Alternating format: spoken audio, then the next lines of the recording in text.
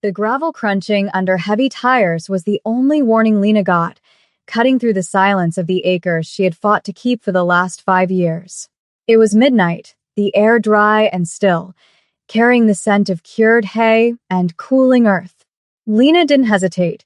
She moved with the practiced efficiency of a woman who lived alone on the outskirts, where help was a 30-minute drive away and usually arrived too late.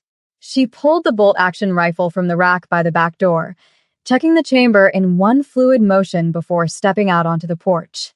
The floodlights snapped on, bathing the dusty yard in harsh, artificial white, revealing a sleek, black sedan that looked like an alien object against the weathered wood of her barn. The car door opened and a man stepped out. He was dressed in a suit that cost more than her entire harvest, his posture rigid, his hands empty and held away from his sides.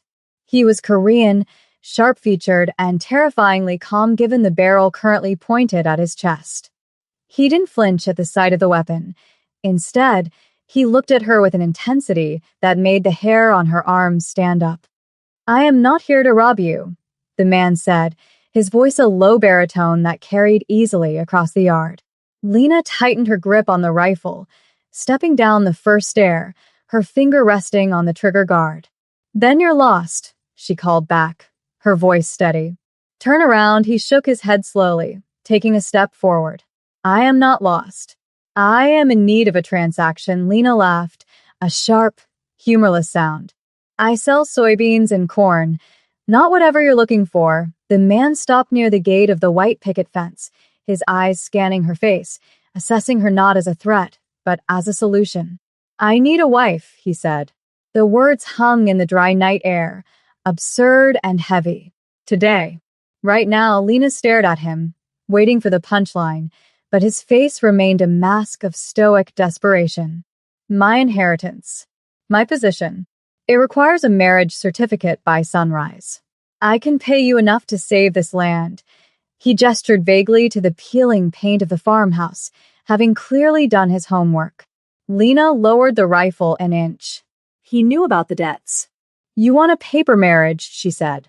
"I want survival," he corrected. Lena looked at the desperate expanse of her fields, then back at the man who looked like he carried death in his pocket. "If you want a wife," Lena said, her voice dropping to a dangerous whisper, "then you don't leave. You live here, in my home. You work this land. If we do this, you don't get to be a ghost." The man paused, looking at the dirt on his polished shoes, then nodded once. "Done. My name is Kong." The following morning brought the stark reality of the agreement into the unforgiving light of day. Lena woke up before the sun, her internal clock set to the rhythms of the farm, and for a moment, she forgot the stranger sleeping on the pull-out sofa in the living room. When she walked into the kitchen, however, the sight of his suit jacket draped carefully over one of her mismatched dining chairs brought it all rushing back. Kong was already awake, standing by the window, looking out at the expanse of dry fields that stretched toward the horizon. He had discarded the tie, and the top button of his shirt was undone, revealing a glimpse of a dark tattoo near his collarbone. He looked out of place, a pristine statue dropped into a world of dust and labor. "Coffee is in the pot," Lena said, moving past him to grab a mug. She kept her distance, treating him like a wild animal that hadn't yet decided if it was domesticated. Kong turned, accepting the mug she slid across the counter. "The paperwork is filed," he said, his voice rough with sleep. "My lawyers handled it while we slept. We are legally bound." Lena took a sip, the bitter liquid grounding her. "Good. Then you can help me fix the tractor." Kong stared at her, blinking slowly. "I do not know how to fix a tractor." Lena set her mug down with a definitive clink. "You're a husband now, Kong. You'll learn." She walked to the mudroom and tossed a bundle of fabric at him, an old pair of denim coveralls and a flannel shirt that had belonged to her father. "Put these on. That suit makes me nervous." He looked at the clothes, then at her, a flicker of amusement breaking his stoic facade. He didn't argue. He stripped off the dress shirt right there in the kitchen, and Lena forced herself not to look away, noting the roadmap of scars that traced across his back and ribs, violent, jagged marks that spoke of knives and bullets. He was a man of violence trying to play house, and she was the one who had invited him in. "The bedroom at the end of the hall is yours," she said, her voice tighter than she intended. "We share a roof, Kong. Not a bed." "Not unless I say so." He pulled the flannel on, buttoning it with precise, deliberate movements. "I agree to your terms, Lena," he said, using her name for the first time. It sounded intimate, heavy on his tongue. "I honor my contracts." By the third day, the farm had begun to strip away the layers of the soul underworld that clung to him. Lena watched him from the porch as he struggled with the post-hole digger, his movements awkward but determined. He was strong, undeniably so, but he applied force like a blunt instrument rather than understanding the leverage the earth required. She walked down the steps, wiping her hands on a rag, and approached him. The sun was high and unforgiving, baking the ground until it was hard as stone. Kong was sweating, his dark hair falling into his eyes, streaks of dirt smudged across his cheekbone. He stopped when he saw her, leaning on the handle of the digger, his chest heaving slightly. "You're fighting it," Lena said, stepping into his space. She took the tool from his hands, her fingers brushing against his. His skin was hot, his grip firm. "It's not a neck you're trying to snap. It's dirt. You have to work with the grain of the soil," she demonstrated, the metal biting cleanly into the earth. When she handed it back, he watched her hands, his gaze lingering on her calluses. "You do this alone," he stated, not a question but a realization. Every day, Lena nodded, looking out at the fields. "This land has been in my family for 3 generations. It's stubborn, but it feeds us." Kong looked at the fence line, his eyes narrowing slightly as he scanned the perimeter, a habit she noticed he couldn't break. He was always watching for threats, even here, where the only enemy was the drought. "It is defensible," he murmured. Lena laughed softly. "It's a farm, Kong, not a fortress." He turned to her, and the intensity in his eyes silenced her. "Everything is a fortress if you have something inside worth protecting." The air between them shifted, charged with a sudden, confusing tension. Lena looked at him, really looked at him, seeing the man beneath the obligation. He wasn't just hiding here. He was looking for peace. "Lunch is in an hour," she said, turning back toward the house to hide the flush rising in her cheeks. "Don't be late." As she walked away, she felt his eyes on her back, a physical weight that felt less like danger and more like a promise. The truce of domesticity was shattered a week later, not by the weather, but by the world Kong had tried to leave behind. It started with a low hum of engines, distinct from the local pickup trucks. Lena was in the barn, stacking feed bags, when Kong appeared in the doorway. The transformation was instant. The farmhand was gone. The boss was back. He was wearing the flannel, but he wore it like armor now. His posture was coiled, his expression terrifyingly blank. "Go inside," he said, his voice low and devoid of room for argument. "Lock the door. Do not come out until I come for you." Lena dropped the feed bag, dust billowing up around her boots. "What is it?" she asked, though she already knew. "Guests," he said simply. He turned and walked out into the yard, picking up a crowbar from the workbench as he went. It was a crude weapon, but in his hands it looked lethal. Lena did not go inside. She grabbed her rifle and moved to the shadowed loft of the barn, peering through the slats. 3 black SUVs had pulled up to the gate, blocking the exit. Men in suits spilled out, generic muscle, arrogant and loud. They shouted something in Korean, laughing as they kicked at her fence. Kong met them in the middle of the driveway. He didn't shout. He didn't run. He just walked toward them with a terrifying stillness. When the first man swung a bat, Kong moved inside the guard with a speed that blurred the eye.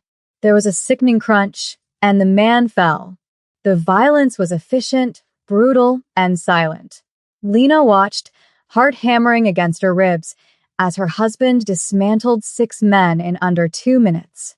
He didn't fight like a brawler. He fought like an executioner.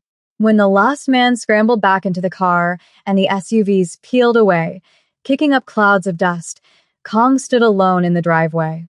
He took a deep breath, dropped the crowbar, and looked down at his hands. They were shaking. Lena lowered the rifle, realizing that the safety she felt with him was a double-edged sword. He was a monster, but for the first time in her life, the monster was standing between her and the dark. That night, the silence in the farmhouse was different. It wasn't the silence of strangers, but the heavy, loaded silence of shared trauma. Kong sat at the kitchen table, a bowl of water and a cloth in front of him, trying to clean a split knuckle on his right hand. He flinched slightly as the water touched the raw skin. Lena watched him from the doorway for a long moment before sighing. She walked over, pulled the chair out opposite him, and sat down. "Give me your hand," she said. Kong looked up, his eyes guarded, waiting for the judgment. "I am sorry," he said quietly. "They will not return tonight." Lena didn't respond to the apology. She took his hand, her rough, warm fingers cradling his bruised ones. She dipped the cloth in the water and dabbed at the cut with a tenderness that surprised them both. "You fight like you don't care if you die," Lena said, her voice soft. Kong watched her face, his gaze tracing the line of her jaw. "I fight like I have nothing to lose," he corrected. "Or I did. Until I came here." The admission hung in the air, fragile and terrifying. Lena stopped cleaning the wound and looked up, meeting his eyes. The kitchen light hummed overhead, casting long shadows against the walls. "You have a home now, Kong," she said, her voice steady but her heart racing. "And you have a wife. That means you have something to lose." Kong turned his hand over, interlacing his fingers with hers. The grip was tight, possessive, desperate. "Then I will have to be more careful," he whispered. He leaned in just an inch, testing the boundary. Lena didn't pull away. In the quiet of the farmhouse, with the dust of the battle settled outside, the line between business arrangement and something far more dangerous began to blur completely. The days that followed were defined by a suffocating anticipation, the kind that hangs heavy in the air before a summer storm, though the sky remained relentlessly blue and clear. The farm had transformed from a place of labor into a staging ground. Kong moved through the property with a restless energy, reinforcing the weak points of the barn, checking the sight lines from the upper windows of the house, and teaching Lena how to reload faster than she had ever thought necessary. They worked in tandem, speaking little, but the silence between them had lost its edge. It was now a shared language of survival.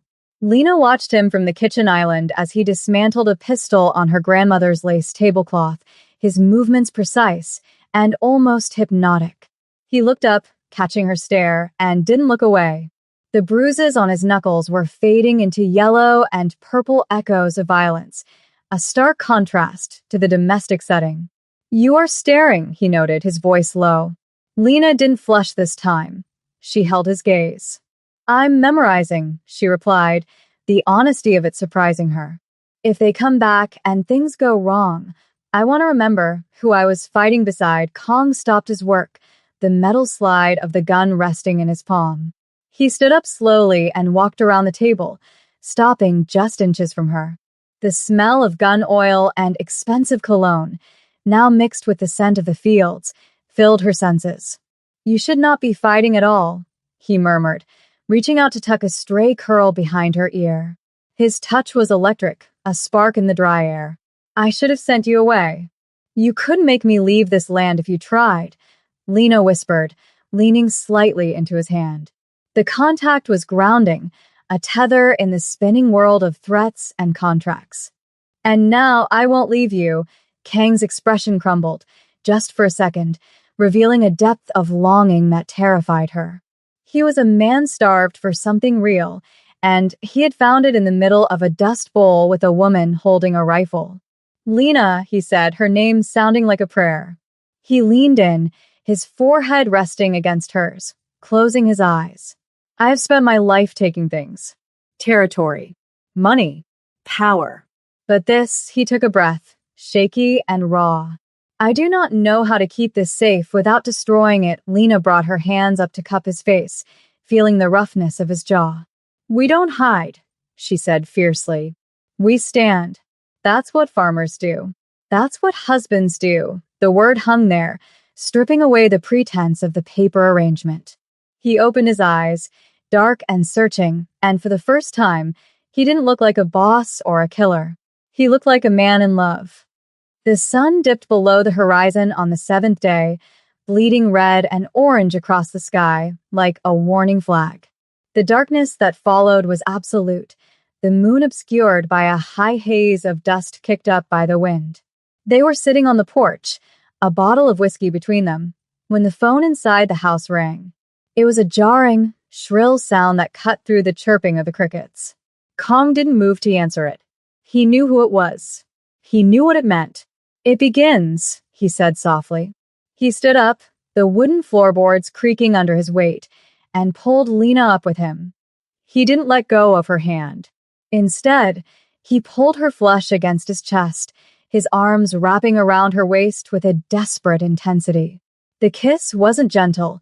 It was a collision, a searing claim fueled by the adrenaline of impending danger. Lena melted into him, her hands tangling in his hair, the taste of whiskey and fear on their tongues. It was a promise and a goodbye all at once. When he pulled back, breathless, his eyes were blazing. Stay behind me, he commanded, his voice rough. No matter what happens, you stay behind me. Lena grabbed the front of his shirt, pulling him back down for a fleeting second. I stand beside you, Kong. Always. The first headlights crested the hill 10 minutes later, a convoy of violence snake-winding its way toward their sanctuary. There were no negotiations this time. The lead car smashed through the white picket fence, wood splintering with a sound like cracking bone, and skidded to a halt in the center of the yard. Floodlights from the house, rigged by Kong 2 days prior, blinded the attackers as they spilled out, but the gunfire started immediately. Bullets chewed into the siding of the porch, sending splinters flying. Lena was already inside, positioned at the window with her rifle, while Kong moved through the shadows of the side yard, a phantom with a pistol in each hand. The noise was deafening, a chaotic symphony of shouts and explosions that shattered the rural peace. Lena fired, the recoil of the rifle bruising her shoulder, and saw a man drop near the tractor. She didn't feel fear. She felt a cold, crystalline focus. This was her home. These were her fields. And the man moving through the gunfire outside was hers. She saw Kong flank the group, his movements fluid and lethal, taking down 2 men who were trying to circle toward the back door. But there were too many of them. Kong, she screamed as a figure emerged from the barn, a shotgun raised toward his exposed back. Kong spun, but not fast enough. The spray of buckshot clipped his side, sending him stumbling into the dirt. Lena didn't think. She didn't breathe. She racked the bolt of her rifle, exhaled, and fired. The attacker in the barn doorway crumpled. Lena abandoned her position, running through the kitchen and out the back door, rifle held high. Get up, she screamed, sprinting toward where Kong was trying to push himself off the ground. Blood was dark against his white shirt, blooming rapidly. He looked up at her, eyes wide with panic, not for himself, but for her. Go back, he roared, trying to stand but faltering. The remaining 3 men were regrouping by the cars, realizing their target was down. Lena slid into the dirt beside him, dragging him behind the cover of the heavy tractor wheel. I told you, she panted, checking his wound. It was bad, but he was conscious. I'm not leaving. She propped her rifle on the tire, firing blindly to keep their heads down. Kong let out a pained laugh, grabbing his fallen pistol with a shaking hand. You are a terrible listener, he wheezed, smiling through the grit on his teeth. But a magnificent shot. The silence that followed the final exchange of gunfire was louder than the battle itself. The air was thick with the smell of gunpowder and hot metal. The attackers had fled, dragging their wounded, leaving the farm scarred but standing. Lena sat on the dusty ground, Kang's head in her lap, pressing a compress hard against his side. His breathing was shallow, but his eyes were open, fixed on the stars that were finally breaking through the dust haze above. The adrenaline was fading, leaving behind a trembling exhaustion. "You saved me," Kong whispered, his hand reaching up to touch her cheek, leaving a smear of dirt and blood. "I saved us," Lena corrected, her voice cracking as tears finally welled in her eyes. She leaned down, kissing his forehead, rocking him slightly. "The ambulance is coming. I called them before I came out." Kong closed his eyes, a ghost of a smile playing on his lips. "I think," he murmured, his voice fading as shock set in, "that I will renegotiate our contract. I want." "Forever," Lena laughed, a sob catching in her throat. "You're delirious. Save your strength." But she squeezed his hand, and he squeezed back, weak but present. Morning broke over the farm with a cruel beauty, the sun illuminating the bullet holes in the siding and the tire tracks tearing up the yard. Lena sat on the steps of the porch, a mug of black coffee in her hands, watching the horizon. Kong was inside, stitched up and sedated, sleeping in her bed, the real bed, not the guest room. The police had come and gone, their questions silenced by Kang's lawyers who had descended like vultures at dawn. The legal mess would be handled. The money would flow to fix the damage. But the shift in the air was permanent. Lena looked at her hands, still stained with gun oil she hadn't managed to scrub off. The door screen creaked open and she turned. Kong was standing there, leaning heavily on the doorframe, his torso wrapped in bandages, looking pale but upright. He shouldn't have been walking, but she knew better than to tell him that. He shuffled out, wincing, and sat slowly beside her on the step. They sat in silence for a long time, watching the wind ripple through the corn. "I could leave," Kong said quietly, staring at the fields. "Now that the threat is neutralized. I could annul the marriage. Leave you the money. You would be safe." Lena took a sip of her coffee, then set it down. She turned to him, her eyes fierce and loving. "If you try to leave," she said, "I will shoot you myself." Kong turned to look at her, and the tension in his shoulders finally broke. He laughed, a genuine, warm sound that felt like it healed something in the dry earth beneath them. He reached out, taking her hand in his, interlacing their fingers. The gold band on his finger caught the light, a prop that had become the most real thing in his life. "Understood," he said, bringing her hand to his lips. "Then I suppose I have work to do. The fence needs fixing." Lena rested her head on his shoulder, careful of the bandages. "The fence can wait," she said, closing her eyes, feeling the warmth of him, the steady beat of his heart. "Just sit with me. We have time." And for the first time in both their lives, they did.